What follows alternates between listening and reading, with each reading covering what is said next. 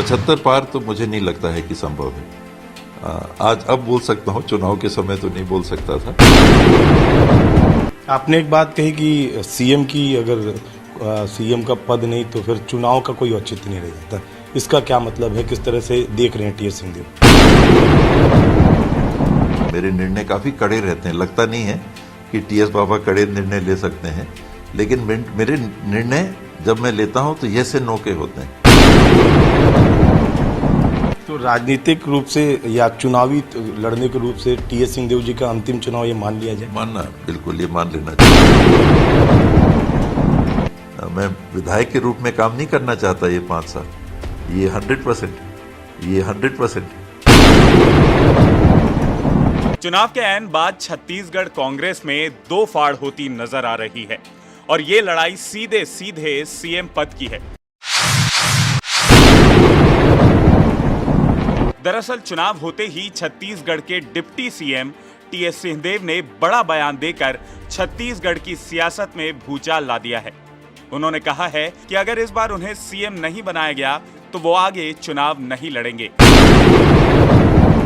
इसके साथ ही उन्होंने ये भी कहा कि उनके पास सीएम बनने का ये आखिरी मौका है। एक चैनल को दिए गए इंटरव्यू में उन्होंने ये बयान दिया। इसके साथ ही IBC 24 को एक्सक्लूसिव उन्होंने ये कहा कि वो अगला चुनाव नहीं लड़ेंगे।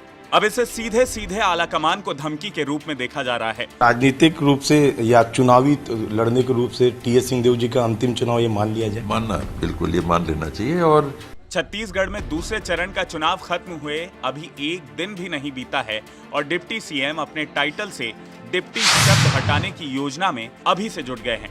इस बयान से ये कयास भी लगाए जा रहे हैं कि क्या आलाकमान ने टीएस बाबा से सीएम पद को लेकर कोई वादा तो नहीं कर दिया, जिसके आधार पर महाराज इस प्रकार के बयान दे रहे हैं। सवाल ये भी है कि क्या मौजूदा सीएम भूपेश बघेल अपनी कुर्सी बाबा के लिए छोड़ने को तैयार होंगे? क्योंकि 2.5 साल के जिस फॉर्मूले की चर्चा कांग्रेस के पहले कार्यकाल में जब भूटी, भूपेश खेमे के विधायकों ने दिल्ली दौरा कर शक्ति प्रदर्शन कर हर बार ये साबित करने की कोशिश की कि वादे अपनी जगह हैं और समर्थन अपनी जगह। पिछली बार तो बाबा इस पूरे मामले पर चुप रह गए, लेकिन इस बार वो इस मूड में नजर नहीं आ रहे हैं। इसकी एक और वजह हो सकती है और वो है बाबा की ढलती उम्र। टीएस सिंहदेव उम्र के जिस पायदान पर खड़े हैं, उनके लिए अगला चुनाव लड़ पाना वैसे भी मुश्किल ही लगता है। ऐसे में उनका ये बयान कि सीएम बनने का ये आखिरी मौका है, ये दर्शाता है कि बाबा अपने राजनीतिक करियर को राज्य के सर्वोच्च पद पर रहते हुए समाप्त करना चाहते हैं। लेकिन इस पद तक पहुंचने के लिए उनके सामने अभी कई चुनौतियां बाकी है। सबसे पहली चुनौती तो चुनाव के नतीजे ही हैं। सीएम बनने का सपना तभी पूरा हो सकेगा जब कांग्रेस राज्य की सत्ता में वापसी कर पाएगी। आपको बता दें कि 17 नवंबर को छत्तीसगढ़ के दोनों चरणों के चुनाव खत्म हो गए।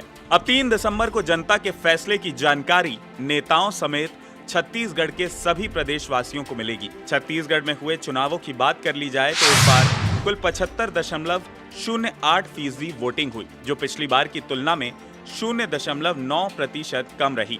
2018 में इन सीटों पर 75.17% वोटिंग हुई थी। इस बार सबसे कम वोटिंग 54% रायपुर में और सबसे ज्यादा खरसिया में 86.54% मतदान हुआ है। बिंद्रा नवागढ़ के नक्सल प्रभावित 9 बूथों पर 91% वोटिंग हुई है। भाजपा ने इस पूरे मामले पर तंज कसते हुए कहा कि बाबा का ये बयान स्वाभाविक है कि वो सीएम नहीं बने तो चुनाव नहीं लड़ेंगे, क्योंकि वो ये बात जानते हैं कि इस बार राज्य में भाजपा की सरकार आ रही है। अब ऐसे में ये देखना दिलचस्प होगा कि छत्तीसगढ़ की जनता आखिर किसकी ताजपोशी करती है और सीएम की इस रेस में कौन बाजी मारता है। वैसे आपको क्या लगता है, इस बार कांग्रेस के चुनाव जीतने पर किसे सीएम बनाया जाना चाहिए, टीएस बाबा या काका को, और क्यों?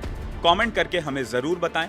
इसके साथ ही अगर आपको ये वीडियो पसंद आया हो तो इसे लाइक और शेयर करना ना भूलें और IBC 24 के हमारे YouTube चैनल खबर विभाग को जरूर सब्सक्राइब करें। नमस्कार।